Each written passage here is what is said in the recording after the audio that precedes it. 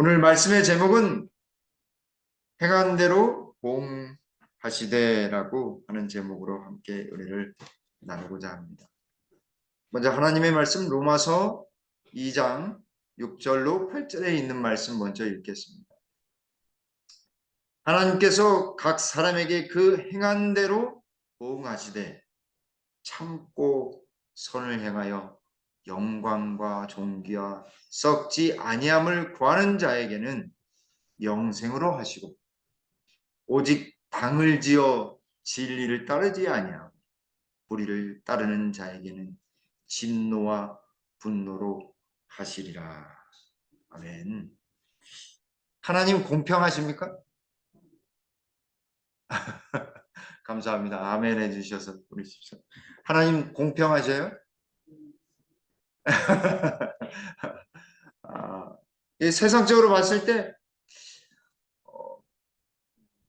하나님 믿지 않는 사람도 부자도 있고 하나님 믿지 않는데 학식도 굉장히 많은 사람도 있고 하나님 믿지 않는데 권력을 누리는 사람들이 얼마나 많습니까? 근데 하나님은 공평하실까요? 세상적으로 봤을 때 하나님은 공평하지 않을 수 있습니다. 근데 하나님의 시각으로 본다고 한다면 너무너무 공평하세요. 왜냐하면 가진 만큼 제가 이게 청지기에 보내는 권면을 읽고 있는데 가진 만큼 뭔가 누리는 만큼 그만큼의 책임이 그들에게 있다라고 말씀하셨어요. 내가 아는 만큼의 그 영역에 아는 만큼의 나의 하나님이 원하시는 책임이 있다라고 하는 거죠. 목사는 어떻습니까?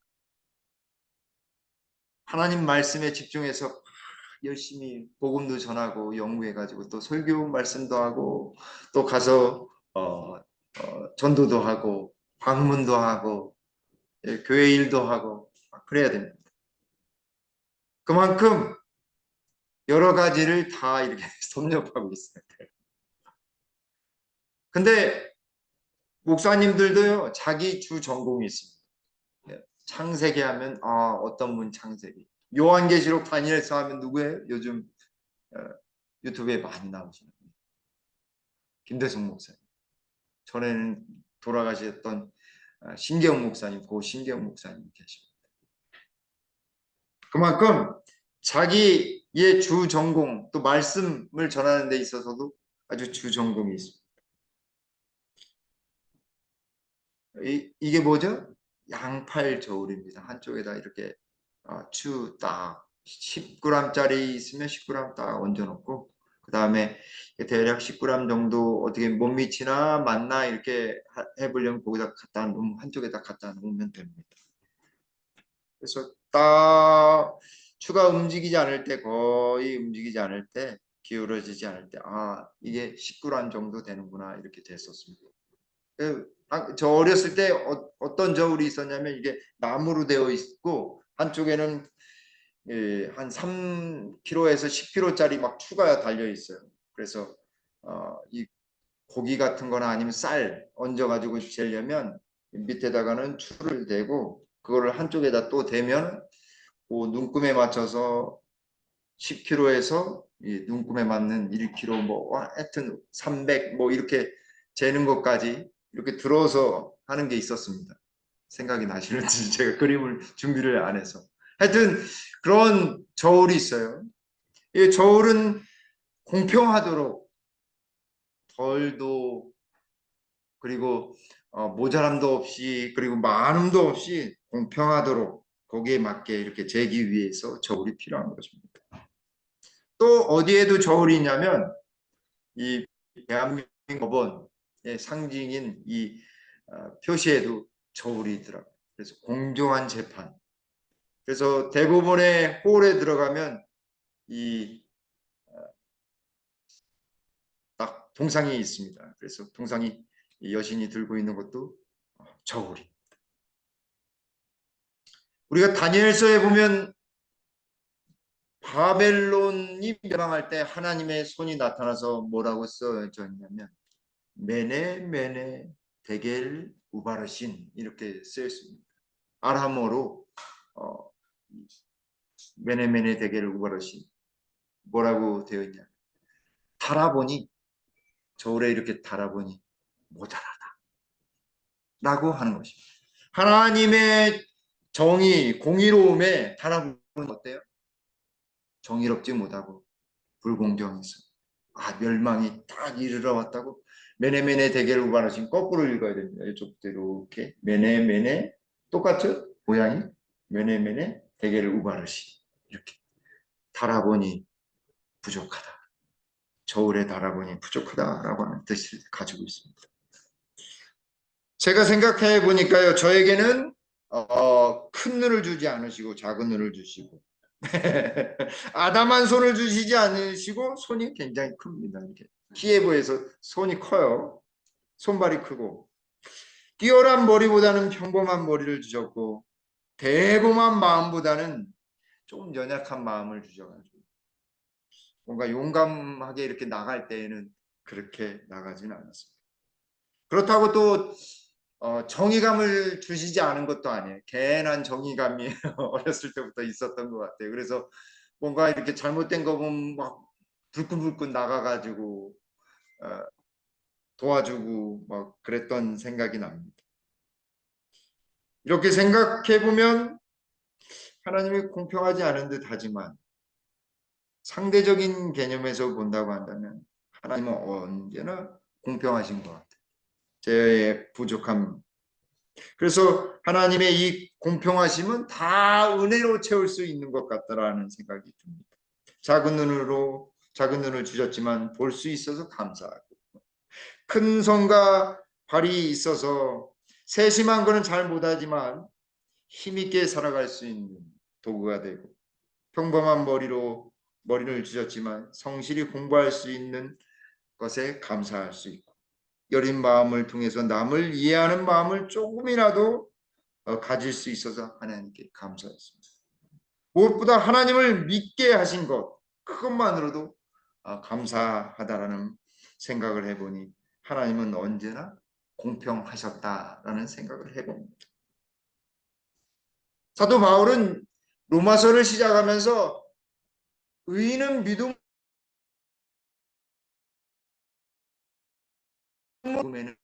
뭐가 나타났다고 했어요? 의가 나타났다. 하나님의 품성인 의가 나타났어요. 그런데 세상 사람들, 하나님을 믿지 않는 사람들이 어떻게 살았는가라고 하는 것을 1장 17절까지 오직 의인은 믿음으로 말미암아 살리라 한 다음에 이방인들이 어떤 죄악을 저질렀는지를 보여주고 그 다음에 2장 첫 부분에서 하나님의 진노와 하나님의 심판에 대해서 이야기를 했습니다. 그런 다음에 그 심판과 진노가 어떤 모양의 어떤 의미로서 주어지는지 이제 설명하는 것입니다. 자, 6절에 하나님께서 각 사람에게 그 행한 대로 뭐 하신다고 해요? 보응하신다. 갚아주신다. 갚아주신다 이 말이에요. 그 행한 대로 갚아주신다. 무섭지 않습니까? 믿음으로 말미암는 의에 대해서 로마서를 하는 것처럼 배웠는데 제가 계속 읽어보니까 그렇지만은 아닌 것 같아요. 처음에 읽었을 때. 그런데 믿음으로 말미암는 의의 구원의 기별을 높이려면 그 반대편에 죄가 얼마나 정말 더럽고 우리를 나약하게 만들고 연약하게 만드는지를 보여줘야지만 하나님의 의가 나타날 거 아닙니까? 그렇죠? 그래서 각 사람에게 그 행한 대로 보응하시되 첫 번째 참을 행하여 영광과 존귀와 썩지 아니함을 구하는 자에게는 무엇을 주셔요? 영생을 주신다라고 하는 것입니다. 영생을 주신다. 참고 사도 바울도 이 행한 대로라고 말씀하시면서 참는 것이 첫 번째 조건이에요. 그죠? 고린도전서 13장에 사랑은 첫 번째 조건이 뭐예요? 사랑은 오래 참고예요. 오래 참고. 요한계시록 12장에 성도들의 인내가 여기 있나니라. 인내, 참는 거예요. 이게 사랑의 특징이요, 믿음의 특징이 바로 참는 거다라고 하는 사실을 다시 한번 알려줍니다. 참으면서 선을 행해야 돼요. 근데 이건 착한 행실이 아니라 우리가 말하고 있는 착한 행실, 아유, 이 사람은 착해서 착한 행동을 하는 이런 착함의 개념이 아니라 누구의 마음을 품고 하는 행동이냐면 예수님의 마음을 품고 행하는. 아, 예수님이시라고 한다면 어떻게 행하셨을까? 왜냐하면 인간에게는요, 선함이 없습니다. 이 선자가 착할 선자잖아요. 근데 이 착하다라는 개념은 사실은 동양적인 개념이고 성경적인 개념은 서양적인 개념이잖아요. 이게 그냥 좋다 이런 뜻입니다. 진짜 좋은 분은 누구밖에 없어요. 하나님밖에 없어요. 왜냐하면 그 동기에서부터 우리는요 이기적일 수밖에 없기 때문에 그렇습니다. 저 자신부터 보면 제가 뭐 즐겁고 만사 아주 좋을 때는 아이들한테 잘하는데 그나마 근데요, 제가 바쁘거나 뭐 아프거나 하면 어때요? 전혀 그러지 못하거든요. 그러지 못해요. 왜냐하면 우리 인간들은 언제나 동일하게 똑같이 해줄 수는 없기 때문에 그렇습니다. 참고 선을 행하여 참고 선을 행하는 우리가 행하는 모든 것이 하나님의 품성을 나타내는 것이 되면 어떻게 될까요? 영광과 존귀와 썩지 아니함을 구하게 되는 것입니다. 다시 말하면 하나님께 영광을 돌린다 이 말입니다. 항상 그걸 생각해요. 근데 여기에 영광이라고 하는 개념 속에는 무엇이 있냐면 출애굽기 34장에 있는 말씀을 딱 연결해서 본다고 한다면 하나님의 영광은 무엇이에요? 자비롭고 은혜롭고 노하기를 더디하고 인자와 진실이 많은 하나님이라고 선포하시면서 이름을 선포하시면서 하나님의 영광의 광채를 보여주셨거든요. 하나님. 다시 말하면 우리의 행동 속에 누가 나타나시는 거예요? 아, 예, 예수님의 품성이 나타나. 하나님의 품성이 나타나.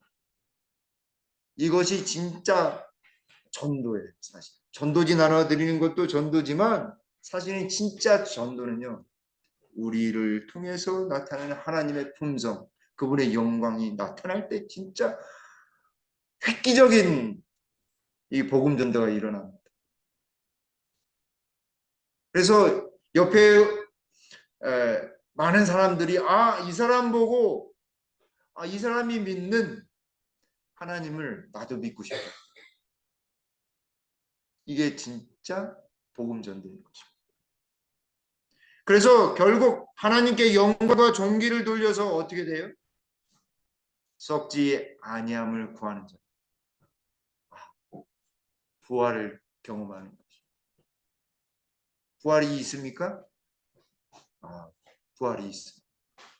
우리 예수님이 부활의 첫 번째 으뜸이 되시는 분이 되셨습니다. 그걸 우리가 구하는 것입니다. 그렇게 사는 것이에요. 근데 이게 눈으로 보여집니까? 보여지지 않습니다. 보여지지 않거든요. 이게 믿기 힘든 겁니다. 사실 굉장히. 그러나 그것을 구하는 자에게는 무엇이 주어져요? 하나님 무엇으로 하시고요? 영생으로 보응하신다 이 말입니다. 영생으로 상급을 허락하신다 이 말입니다. 두 번째는 이제 선한 무리, 하나님을 신실히 믿는 선한 무리는 영생으로 하시고 두 번째 선하지 않은 무리, 악한 무리.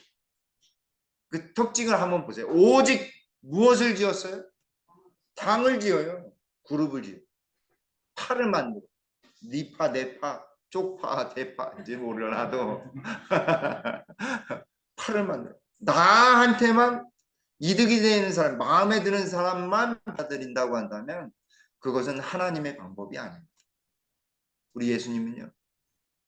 사람들이 다 무서워하고 버림받은 사람, 제일 싫어하는 사람 다 품으셨어요. 세리 보세요, 세리. 손가락질 당하고 앞잡이 노릇하는 그런 사람 이렇게 품으시고 또 누구예요? 창기 막달란 말이에요. 또 누구예요? 문둥병 환자, 한센인들. 게다가 어떻게 해요? 손으로까지 만졌어요. 왜냐하면 모세의 율법을 만지면 어떻게 되냐면 부정하게 되거든요. 만지지 못하게 되어 있습니다. 그러나 우리 예수님 만지시잖아요. 차별 없이, 편견 없이. 근데 어때요? 예수님 믿는다고 하지만 교회 내도 어떻습니까? 대파 쪽파 그런 게 보이지 않는 무리들이 있는 것입니다. 그것은 하나님의 방법이 아닙니다. 내가 마음에 비록 들지 않지만 그 사람을 편견을 가지고 대하거나 싫게 한다고 한다면 그 마음속에 예수님이 존재할 수가 없는 것입니다.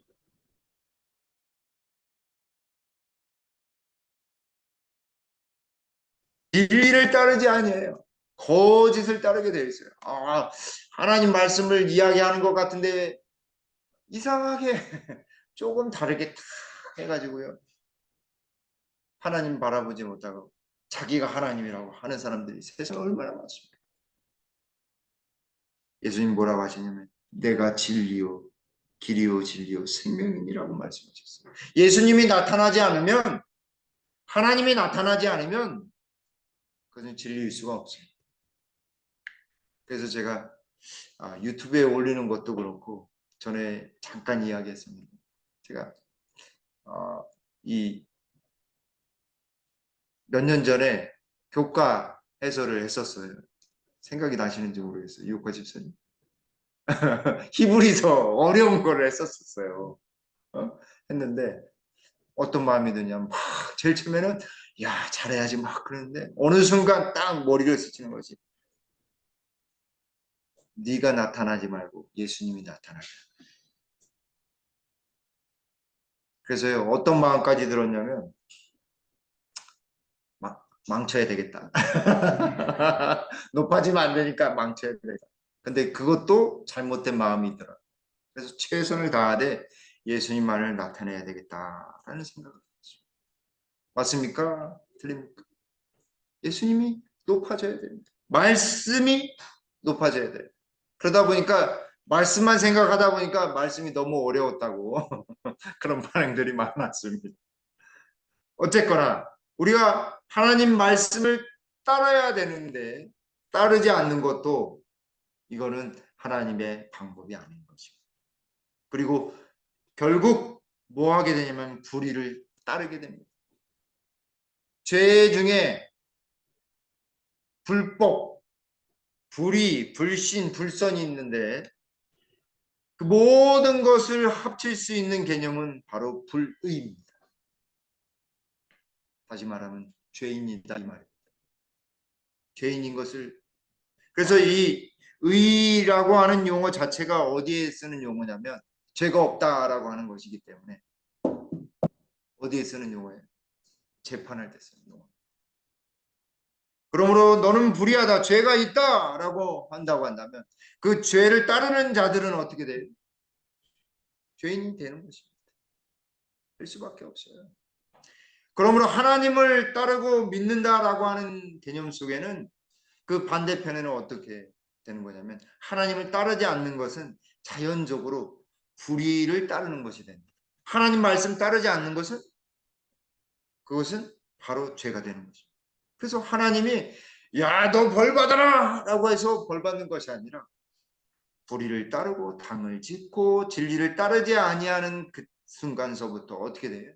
하나님의 진노와 분노가 그대로 임하게 되는 것입니다. 그걸 사람들이 죄인이 선택하게 되는 것입니다. 바울은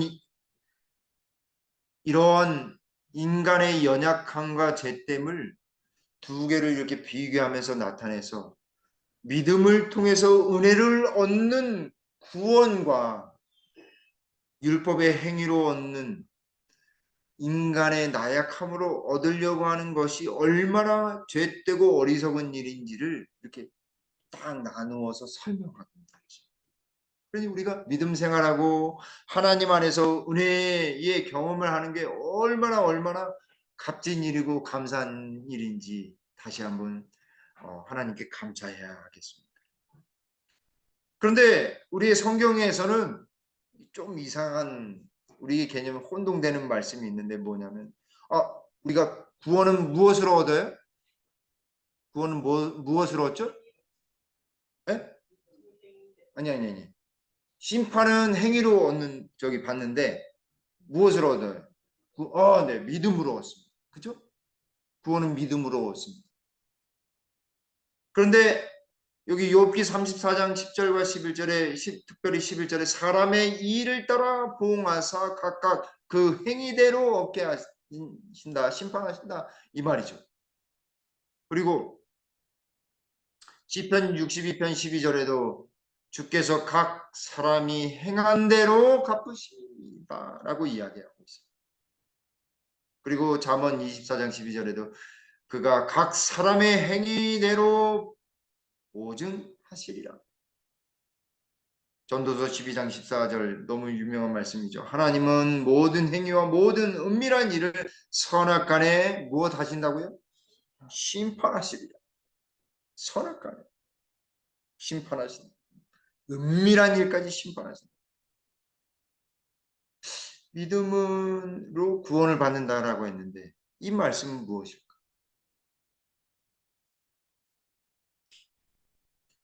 고린도후서 5장 10절에도 우리가 다 반드시 그리스도의 심판대 앞에 드러나 각각 선악간에 그 몸으로 행한 것을 따라 받으리 함이라 라고 이야기했어요. 어려워졌습니까? 쉬워졌습니까? 어려워지셨죠. 그래서 이 존 스토트라고 하는 사람이 이게 신학자인데 경건한 신학자인데 칭의는 의롭다고 하는 것은 참으로 믿음으로 말미암지만 심판은 행위에 따라서 이루어질 것이다 라고 이야기했어요. 두 개가 이렇게 나누어진 것처럼 보이는데 사실은요. 좀 제가 조금 예화를 들으면서 말씀을 드리자면 우리가 막 친구랑 같이 사이좋게 막 지내다가 서로 마음 이렇게 정말 사이좋게 마음을 주고받으면서 잘 지내다가 어느 날 친구가 저한테 욕을 했어요. 그러더니 막 욕을 하더니 저에 대해서 나쁜 제가 한 일은 친구를 도와주고 친구랑 사이좋게 지낸 것밖에 없는데 그러면 어떻게 해야 될까요? 하나님께서는 저와 친구를 심판날에 했을 때 어떻게 구별을 하실까요?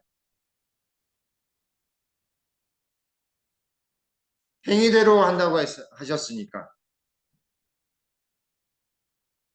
친구는 분명히 그 행위에 대해서 받을까요? 근데 이 두 사람은요, 예수님을 신실하게 믿는 사람. 어떻습니까? 근데요, 구원은 하나님이 하신 거. 염려하지 마십시오. 아까 저울이 있잖아요, 저울. 그래서 하나님의 공의로움을 온전히 나타낼 때에는 이 저울에 하나님도 다르셔가지고 예수님을 믿고 신실하게 믿으면서 죄를 자복한 사람은 저한테 막 욕을 하던 친구도 그 욕에 대해서 행위에 대해서 저한테 사과하고 하나님께 회개의 기도를 드리면 어떻게 될까요? 그 죄가 없어지는 거죠. 그 사람에게도 기회가 있는 것입니다.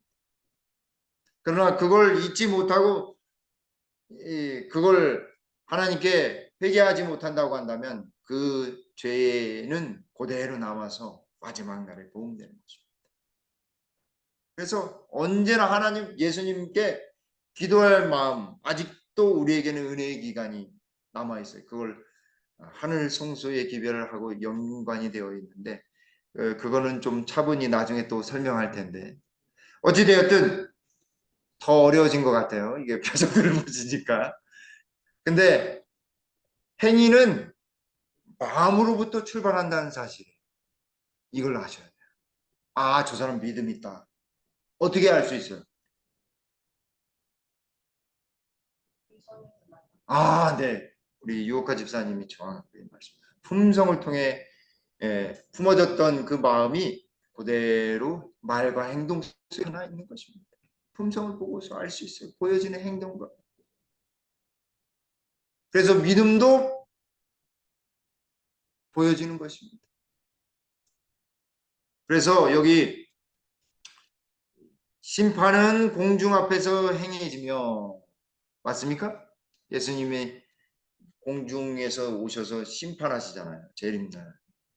그 목적은 하나님의 판결을 결정하는 것이 아니라 그것을 공표하고 옹호하는 것이다. 예수님 오실 때 누가 죽습니까? 살아있는 악인들이 죽고 악인들은 부활하지 못하죠. 죽은 악인들은 부활하지 못하지만 살아있는 의인들은 호련히 변화되고 먼저 누가 일어나요? 죽은 의인들이 예, 일어났어요. 그래서 공중 앞에서 심판이 행해지는 것입니다. 아, 이 사람들은 예수님의 피로 말미암아 믿음을 따라서 행한 사람들은 구원을 받고 예수님을 믿지 않고 악을 따라서 행한 사람들은 그 자리에서 멸망을 당하는 것입니다. 죽게 되는 것이죠. 여기에 있는 말씀대로 이 사람들은 악인이므로 일차적인 죽음을 다 경험하게 되는 것입니다. 이게 나중에 천년 이후에 다시 예수님 삼림하실 때에 세 번째 오실 때에 온전한 심판이 집행 심판이 이루어지는 것입니다. 우리의 삶 속에 구원의 믿음이 있는가? 예수님을 신실하게 믿는가? 우리의 삶 속에 선한 행위가 있는가? 예수님을 믿음으로 선한 행위가 나타나는가? 그것이 우리의 삶을 변화시켜 주는 것입니다. 마음속으로부터 확신, 예수님을 믿음으로 우리가 구원을 얻었다. 그리고 구원받을 것이다. 라고 있는 그 확신을 통해서 우리가 매일매일 생활 속에서 우리의 삶이 변화되게 되었습니다. 속 사람도 변하고 바깥 사람도 변하는 것입니다.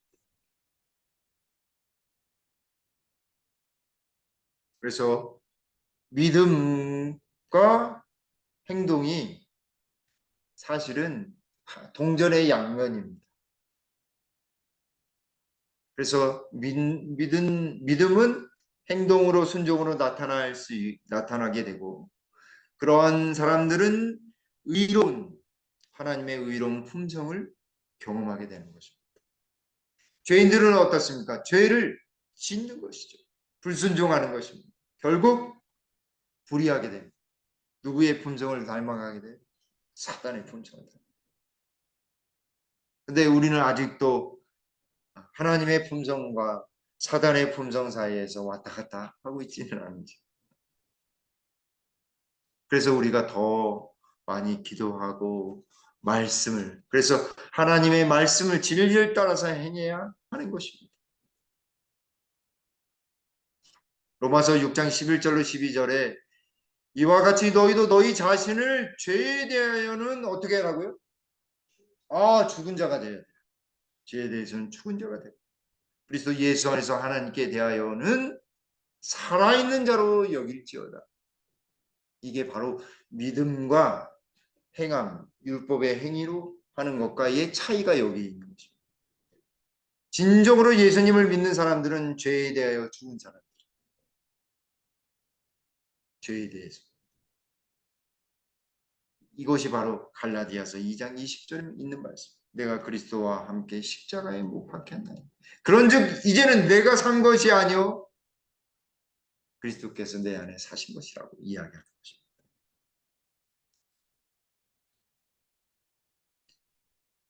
자, 좀 첫 부분이 많이 시간이 지나갔는데 그래도 두 번째, 세 번째까지 빨리 또 하도록 하겠습니다.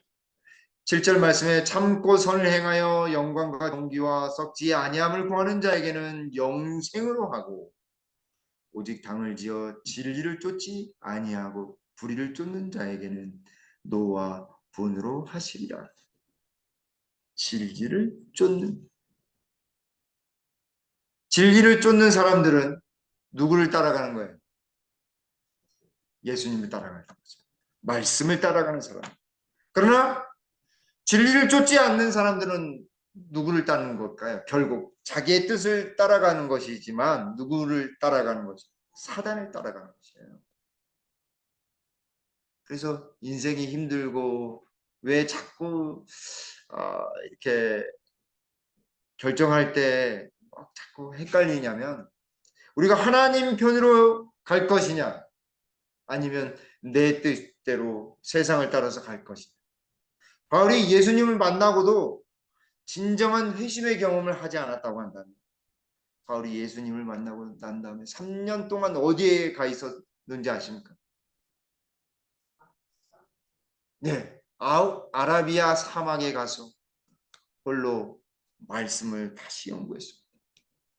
말씀 속에 누구를 만났을까요? 예수님을 만났습니다. 사도행전에 나와 있습니다. 3년 동안 예수님을 만났습니다. 말씀을 따라 행하는 것이 무엇인지를 그 또한 개인적으로 경험했습니다. 그래서 그 말씀을 통해 살아가면서 생활하고 또 그렇게 하다 보니까 결국 어디까지 보는 은혜를 누렸냐면 예수님이 계시는 하늘까지 경험했습니다. 이상으로 경험했습니다.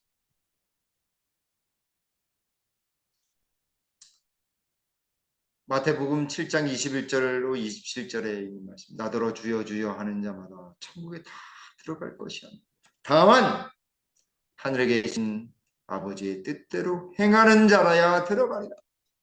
하나님의 말씀대로 따라가는 자. 믿음을 가지고 예수님을 따라가는 자만이 하늘까지 갈 수 있다 이 말. 근데 그러지 아니하고 예수님 믿습니다 믿습니다 하면서 뭘 행해요? 23절에 붉은 글씨 불법을 행해요. 예수님을 믿는 것처럼 하지만 불법을 행하는 자들이 세상에 얼마나 많은지 모릅니다. 그러므로 누구든지 나의 이 말을 듣고 행하는 자는 그 집을 반석 위에 지은 지혜로운 사람 같은 반석 위에 지었지. 우리의 품성의 집인데 반석 위에 지어. 반석은 누구시죠? 우리 예수님이시죠. 우리의 품성의 집을요 예수님으로 지어야 돼요. 모래성으로 지으면 안 돼요. 어떻습니까? 모래성에 집을 지으면 어떻습니까? 아무리 좋은 집을 지어도 넘어지게 되어 있습니다. 넘어져요. 그 예수님 빠져 있으면 이게 허무한 것입니다. 그러므로 불법을 저지른 사람들에게는 사망이요 하나님의 은사, 예수님을 믿는 사람에게는 그리스도 우리 주 안에 있는 영생이니라 하셨습니다. 근데 이 성경절이 로마서 6장 23절이 앞에 부분으로 유명합니다.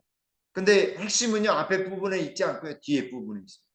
죄의 삭은 사망이요 하나님의 은사, 하나님의 선물은 그리스도 예수 우리 주 안에 있는 영생이니라라고 하는 것입니다.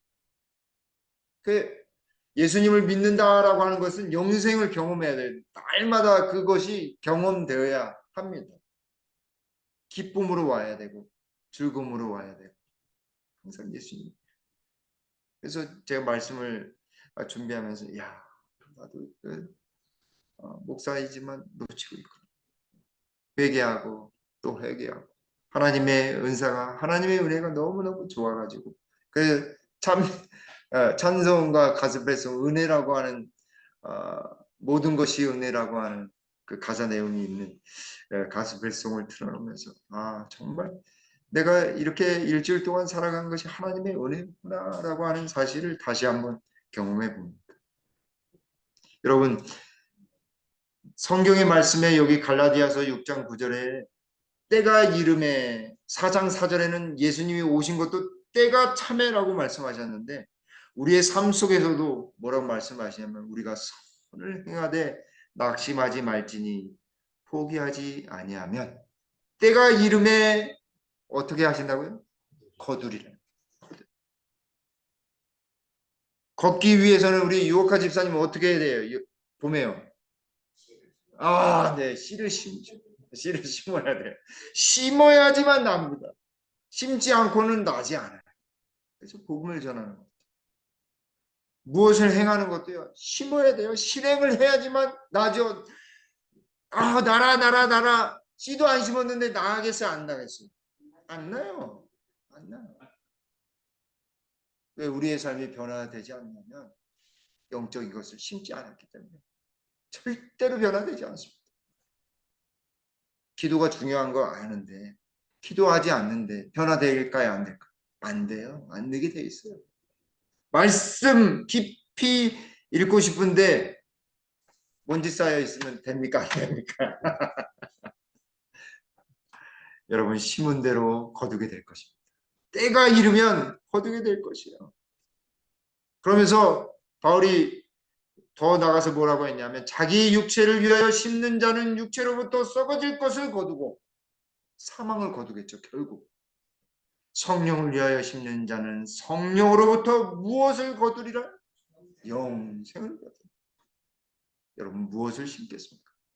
내 이기심, 내 육체를 위하여, 우리의 사욕을 위하여, 우리의 욕심을 위하여 썩어질 것에 딱 육체를 위하여 심겠습니까? 아니면 성령을 위하여 심으시겠습니까? 우리 모두가 성령을 위하여 심는 자가 되기를 간절히 바랍니다.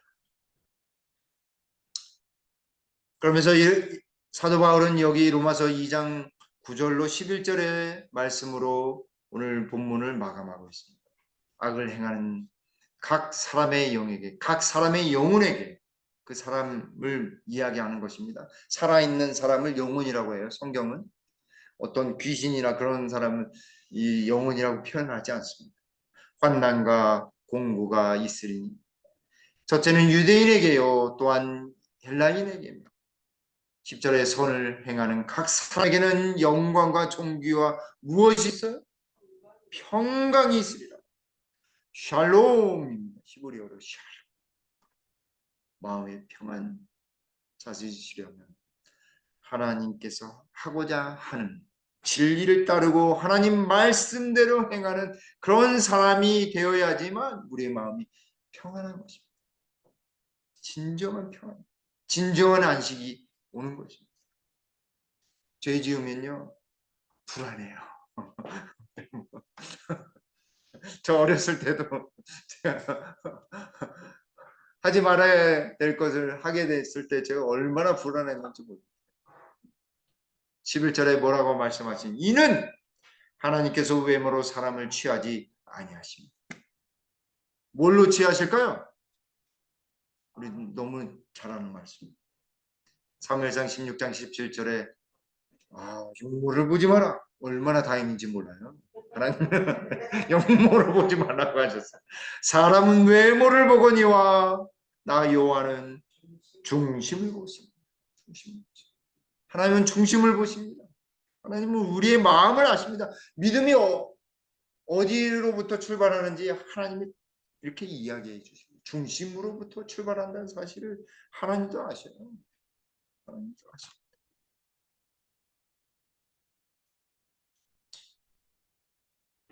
미래에 사는 모든 자들은 하늘에 하나님께서 공평무사하신 통치자로서 어떤 경우에 있어서도 죄를 정당하지 않으신다는 것을 알아야 한다. 우리 작은 죄도요.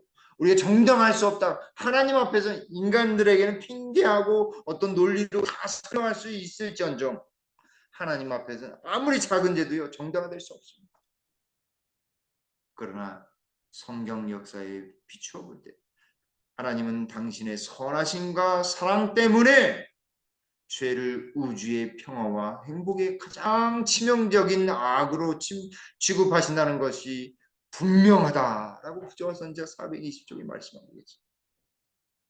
하나님의 선하심, 하나님의 극진한 사랑 때문에 죄가 얼마만큼 흉악하고 무서운 것인지를 우리 예수님이 보여주셨어요. 무엇을 통해 보여주셨어요? 네, 십자가를 통해서 보여주신 것입니다. 거기에는 하나님의 선하심과 사랑이 동일하게 또 나타나 있지 않습니까? 그리스도 안에서 무한하시고 공평한 사랑과 자비가 구현된 것을 보게 될 때 죄인의 마음 가운데 그리스도께서 이끄시는 곳으로 따라가고 싶은 고운 마음이 생기게 된다. 예수님 안에서 예수님의 품성을 나타내려고 할 때 죄인인 우리 마음 가운데 예수님을 따라가고 싶은 마음이 저절로 나오게 되어 있다. 이 말입니다. 그러니 우리가 말씀을 따라 행해야 할까요? 진리를 따라서 행해야 할까요? 예수님을 따라서 가야 할까요?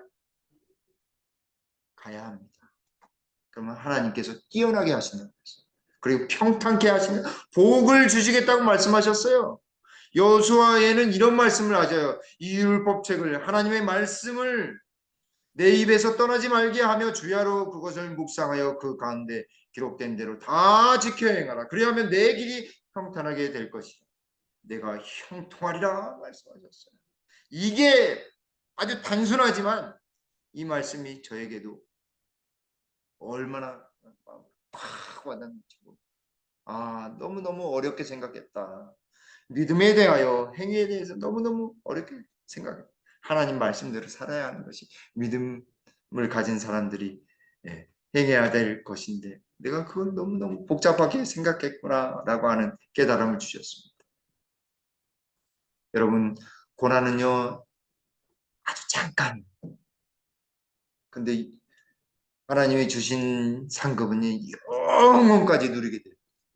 그걸 로마서 8장 18절과 19절에 말씀합니다. 현재의 고난은 장차 우리에게 나타날 영광과 비교할 수 없어요. 그러니 죄에 대하여 우리가 넘어져야 될까요? 승리해야 될까요? 승리해야 하는 것입니다. 그때 우리 예수님이 이렇게 말씀하실 것입니다. 잘하였도다. 착하고 충성된 자. 내가 적은 일에 충성하였습니다. 내가 많은 것으로 되게 아드님 내 주인의 즐거움에 참여할지어다 하고 어느 프랑스의 최고의 작가라고 불리우는 한 사람이 있었습니다. 그 사람은 성격이 너무 개박한 사람이었어요. 그래서 가족들하고 따로 늘 지냈습니다. 그러던 어느 날 사랑하는 딸이 세느강에서 죽게 됩니다. 하나님의 심판이 임했다는 사실을 그가 깨닫고 하나님 용서해 주십시오. 딸을 살려주시고 저를 죽게 만들어 주십시오. 가능해요? 불가능해요? 불가능해요. 그 작가는 방탕한 생활을 다 청산하고 하나님의 말씀대로 경건한 삶을 매일 조금씩 살아가며 사랑을 실천하게 되었습니다. 딸의 희생을 통해 가족들의 사랑과 용서의 소중함을 깨닫기 시작했습니다. 그리고 어두운 과거를 다 몰아내고 그 유명한 레미제라블 작품을 쓰게 되었습니다. 그 사람의 이름이 빅토르 위고라고 하는 사람입니다. 사랑하는 성도들, 우리가 지금 옆에 있는 사람, 가장 사랑받고 가장 행복해야 될 사람이 바로 옆에 있는 사람, 함께하는 사람 꼭 기억하게 되기를 간절히 바랍니다. 하나님은 선을 향하여 영광과 존귀와 썩지 아니함을 구하는 자에게 영생으로 보답하실 것입니다. 저와 여러분들이 그것을 선택하는 우리 모두가 되길 간절히 바라면서 말씀을 줄이겠습니다. 아버지 하나님, 한 주 동안도 저희들을 인도해 주셔서 주님 감사합니다. 여러 가지 사고와 또 염려와 또 사건 사고 속에서도 하나님의 무한하신 돌보심과 은혜 때문에 여기까지 왔음을 기억하게 해주시오니 주님 정말 감사합니다. 그 은혜 때문에 산다라고 하는 사실을 날마다 하나님께 감사할 수 있는 저희들 되도록 도와주시옵소서. 그리고 오늘 주신 말씀처럼 하나님의 말씀과 또 하나님의 영광과 우리 예수님 말 따라 생활하는, 그래서 영생을 날마다 경험하는 우리 김복교의 모든 성도님들 될 수 있도록 인도해 주시옵소서. 돌아가는 발걸음도 주의 귀한 천사가 안전하게 보살펴 주시옵길 우리 구주 예수님의 이름으로 간절히 기도 올리옵나이다. 아멘.